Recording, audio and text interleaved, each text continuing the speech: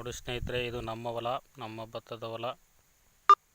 ನಮ್ಮ Netsurf ಕಂಪ್ನಿಯ product ಆಗಿರ್ತಕ್ಕಂಥ ಸ್ಟಿಮ್ರಿಚ್ ಮತ್ತು ಬಯೋ-19 ಯೂಸ್ ಮಾಡಿ ಬೆಳೆಸಿರ್ತಕ್ಕಂಥ ಫಲ ಯಾವ ರೀತಿ ತೆನೆ ಬಿಟ್ಟಿದೆ, ಕಾಳು ಜೋಳ ಆಗಿಲ್ಲ. ನೋಡ್ಬೋದು ನೀವು, ಅದ್ಭುತವಾದ ರಿಸಲ್ಟ್. ಸ್ಟಿಮ್ರಿಚ್ ಮತ್ತು ಬಯೋ-19 ರೈತರಿಗೆ ಭಾಳಷ್ಟು ಯೂಸ್ಫುಲ್ ಆಗಿದೆ. ಇಳುವರಿ ಗುಣ ಜಾಸ್ತಿ ಬರುತ್ತೆ.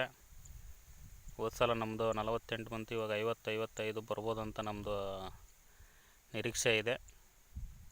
ಕಾಳು ಚೆನ್ನಾಗಿ ಕಟ್ಟಿದೆ, ಕಾಳು ಶೈನಿಂಗ್ ಇದೆ, ಹಾಲು ತುಂಬೋದು ಗುಣ ಚೆನ್ನಾಗಿ ಇದಾಗಿದೆ. ನಮ್ಮ ಹೊಲ ಇದು, ನೋಡ್ಬೋದು ಪ್ಲಾಟ್.